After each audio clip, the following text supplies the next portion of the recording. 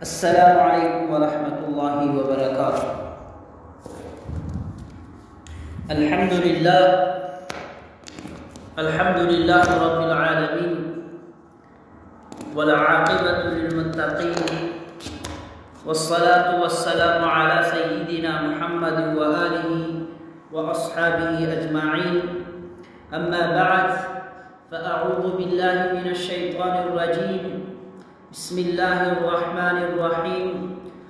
وقضى ربك ألا تعبدوا إلا إياه وبالوالدين إحسانا، وقال النبي صلى الله عليه وسلم: رضا الرب في رضا الوالد وسخط الرب في سخط الوالد۔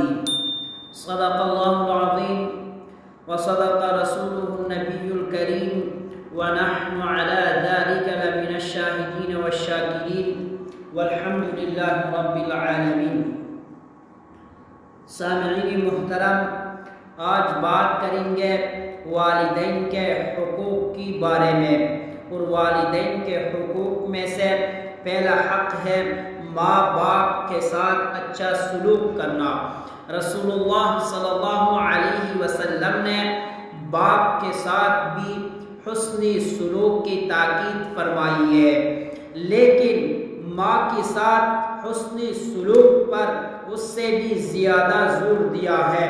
آپ صلی اللہ علیہ وسلم کا ارشاد ہے کہ میں آدمی کو اس کی ماں کے بارے میں تاکید کرتا ہوں، میں آدمی کو اس کی ماں کے بارے میں تاکید کرتا ہوں، میں آدمی کو اس کی ماں کے بارے میں تاکید کرتا ہوں، میں آدمی کو اس کی باپ کے بارے میں تاکید کرتا ہوں۔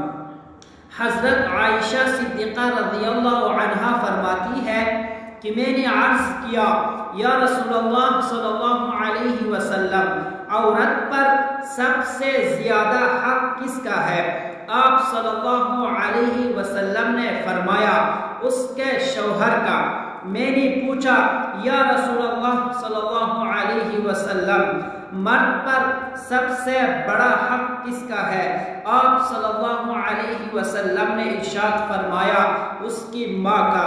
بعض لوگوں کا خیال ہے کہ باپ کے مقابلے میں ماں کمزور ہے، اس لیے حضور صلی اللہ علیہ وسلم نے اس کے ساتھ حسن سلوک کی زیادہ تاکید فرمائی ہے۔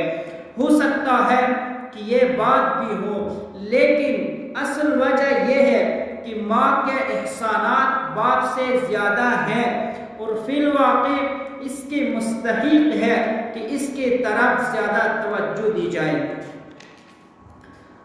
والدین کے ساتھ اچھا سلوک کرنا چاہیے، اور اس حسن سلوک کی توفیق کو دنیا اور آخرت کی سعادت سمجھنا چاہیے۔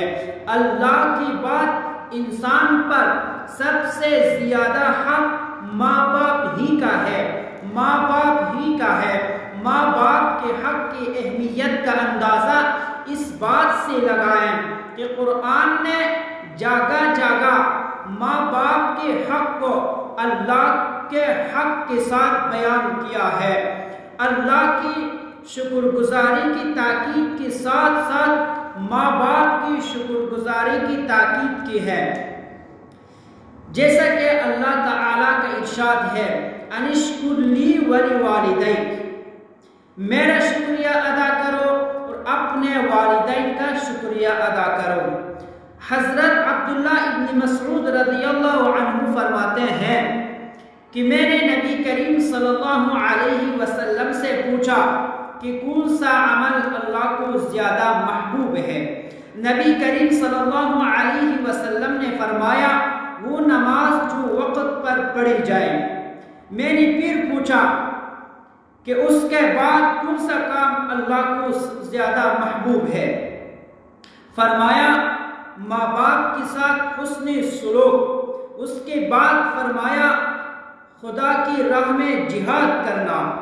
حضرت عبداللہ رضی اللہ عنہ فرماتے ہیں کہ ایک آدمی حضور صلی اللہ علیہ وسلم کی خدمت میں حاضر ہوا اور کہنے لگا: میں آپ صلی اللہ علیہ وسلم کے ہاتھ پر ہجرت اور جہاد کے لیے بیعت کرتا ہوں اور اللہ سے اس کا اجر چاہتا ہوں۔ نبی کریم صلی اللہ علیہ وسلم نے پوچھا کیا تمہارے ماں باپ میں سے کوئی زندہ ہے؟ اس نے کہا جی ہاں، بلکہ اللہ کا شکر ہے کہ دونوں زندہ ہیں۔ آپ صلی اللہ علیہ وسلم نے فرمایا کیا تم واقعی اللہ سے اپنی ہجرت اور جہاد کا بدلہ چاہتے ہو؟ اس نے کہا جی ہاں، میں اللہ سے اجر چاہتا ہوں۔ نبی کریم صلی اللہ علیہ وسلم نے فرمایا تو جاؤ اپنے ماں باپ کی خدمت میں رہ کر ان کے ساتھ نیک سلوک کرو۔